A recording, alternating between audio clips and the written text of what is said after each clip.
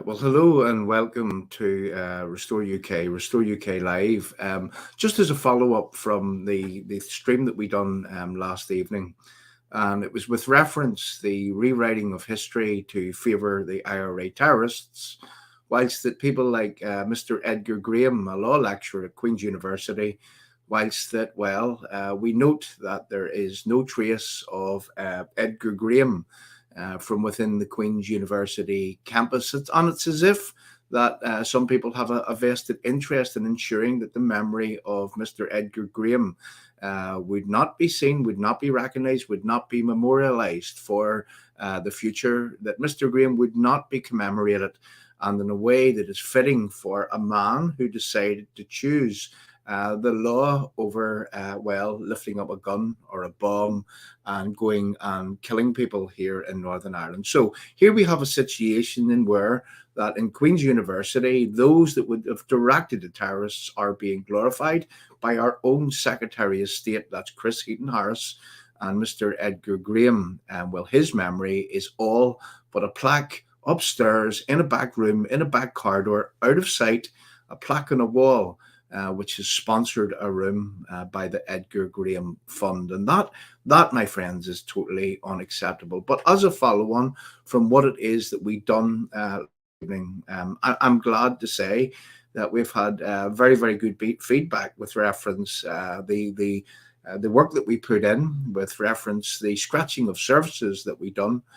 And here and now on Restore UK, Forgotten Voices Media, which we were and have been involved in telling victim stories.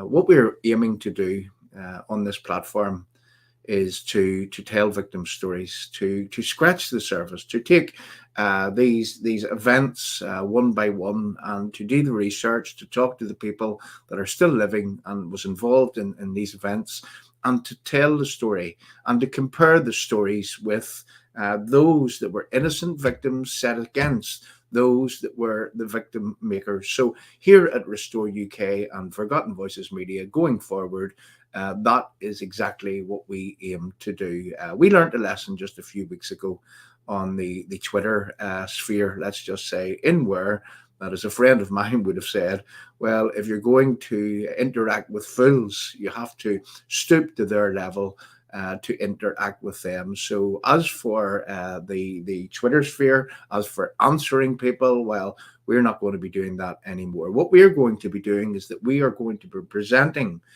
these cases. We are going to be presenting these cases for people to view and for people to make up their own mind and to be made available to future generations, in order that, well, the history can never be rewritten to favour the terrorists over and above the victims which they have created. So what I'm aiming to ask people here is that if you have a story to tell, if you are a victim, if you know of a victim, if you would like that story documented and in a way that does justice to the victim, that was they were the recipient of these evil deeds by the IRA.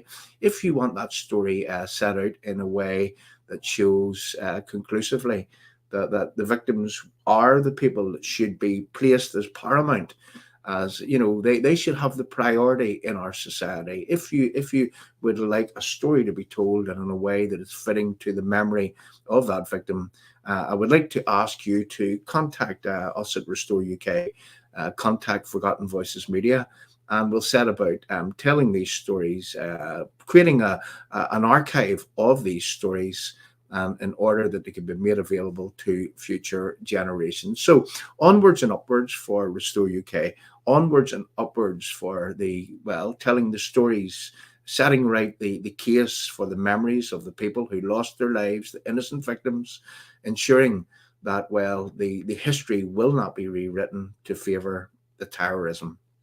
Thanks very much for listening, and I hope that I'm just hoping that more and more people do come with these stories. So until our next time, I would like to say thank you very much for listening, and please share this stream.